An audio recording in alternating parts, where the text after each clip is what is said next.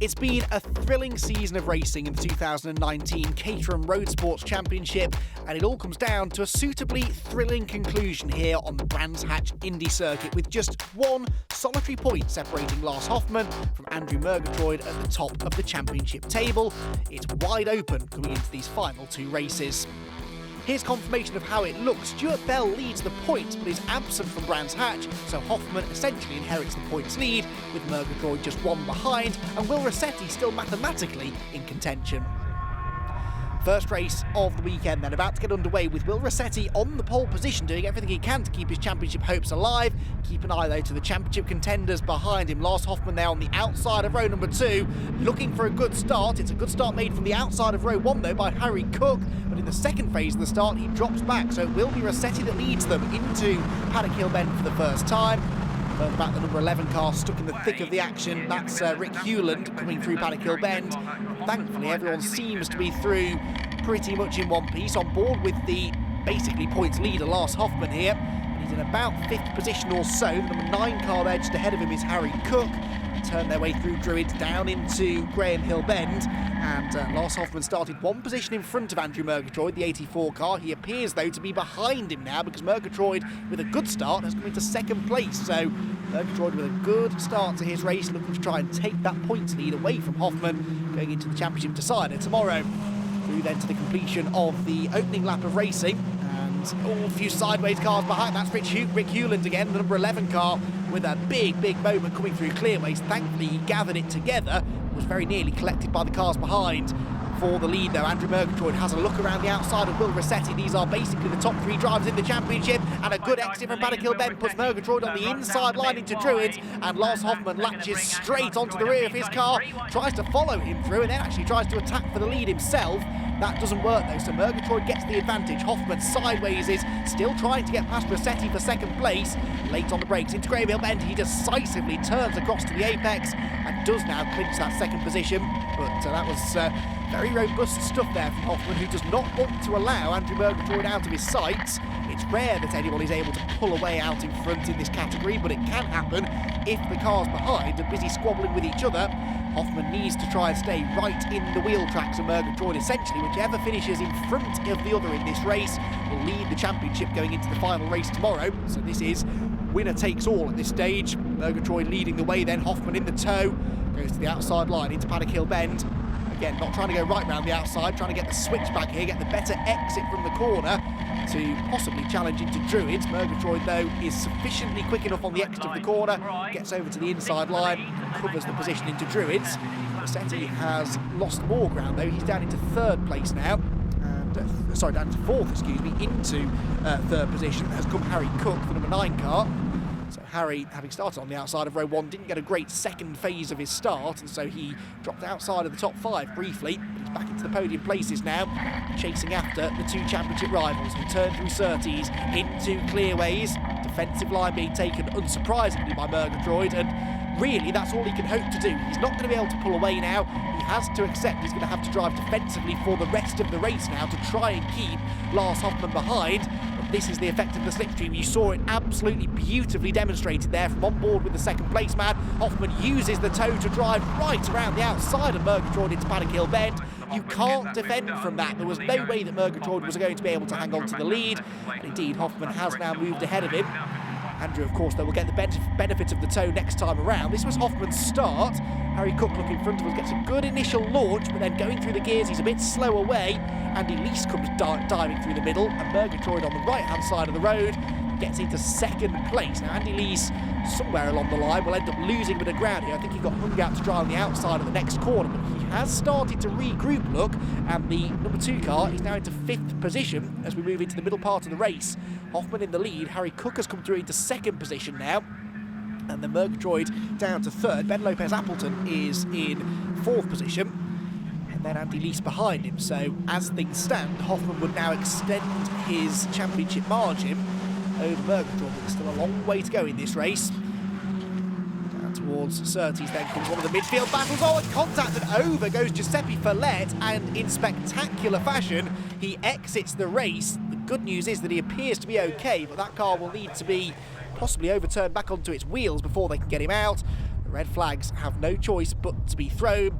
We're about then to have a race restart after that dramatic incident at Clearways. Driver is okay though, and we're able to go racing once more then. Off the line they go, Murgatroyd from pole position essentially, with Lars Hoffmann on the outside of row 1, not getting a great start. And here comes Ben Lopez Appleton, the blue number 5 car, trying to challenge for second position, as for the second time basically they charge into Paddock Hill Bend after the launch from the start-finish line. Murgatroyd gets the lead then, Lopez Appleton second. Looks as though Hoffmann will settle into third position for the time being. Inside there you caught a glimpse of Trevor Conway, the fluorescent yellow number 4 car. All safely through the first corner, then down the hill. Conway there diving across to the inside line to try and defend from the cars behind him. And how quickly things can change. That red flag, whilst of course unfortunate for Giuseppe Follett and Ryan Errol, with whom he tangled, it has rather played into the hands here, you'd have to say, of Andrew Murgatroyd, who was behind Hoffmann earlier. But the result goes back a lap to form the grid for the restart. That's why he was back in front when they regridded. And that's been enough for him to therefore hold on to the advantage now and actually get a car between himself and his big rival, except that has now changed already. Hoffmann has got himself ahead of Lopez Appleton into second place and now dives to the inside of Paddock Hill Bend, tries to get the lead away from Murgatroyd.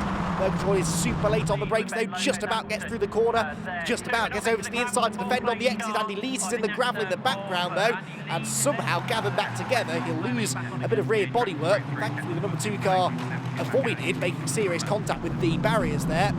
He's rejoined, having lost maybe 5 or 6 places, but it could have been a lot worse, that's for sure. So that leaves us then with a leading trio of cars now, Murgatroyd, Hoffmann and Ben Lopez Appleton. Ben, not a title contender, so perhaps he can afford to almost be a bit more aggressive with the 2 drivers in front of him, knowing that they have championship points to worry about. Andy Lees, though, is off, and this time, well, no, he avoids the barriers again, but that's his second wild moment since the restart. Damage to the exhaust, I noticed, down the right-hand side as well. Turned into a race to forget, unfortunately for him. Back with Hoffmann then, all looking to the outside, and there was maybe contact there between the top 2 as Lars Hoffmann tried to go around the outside of Andrew Murgatroyd, but there was not enough room. And Murgatroyd hangs on, diving on the inside is Harry Cook, though, going for third place, trying to get ahead of Ben Lopez Appleton. This is starting to get very, very fiery out there as we get towards the closing stages of the race now. And with the championship battle starting to hit fever pitch as well, tensions starting to rise. This has been a bit of a pressure cooker race. They haven't necessarily been changing positions corner by corner as we see sometimes, because there is so much on the line now. Every overtaking attempt that either of these championship rivals make has to be 100% calculated. I don't think there's going to be enough time though here for Lars Hoffmann to get through, because we're on the final lap. The checkered flag is waiting. It's going to be a very, very close finish indeed. Hoffmann goes to the outside line, to the inside Lopez Appleton, but it is Murgatroyd that hangs on by 16 1/1000ths of a second, and with that race victory takes the championship lead going into tomorrow's championship decider.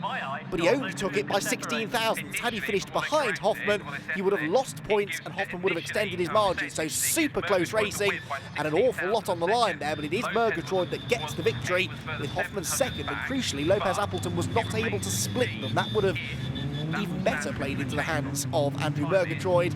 But in the end, just the one position in front of his big rival Hoffmann. That will though be enough to give him the points lead going into the final race of the season. Well, what a final race that will be. What a penultimate race it was though. There's the winning margin, 100th of a second between the top 2, 800th separating the top 3, with Harry Cook and Fraser Jones rounding out the top 5. Murgatroyd the winner though. Can he do the double tomorrow? That's got to be one of the closest finishes. We had no idea who won that one.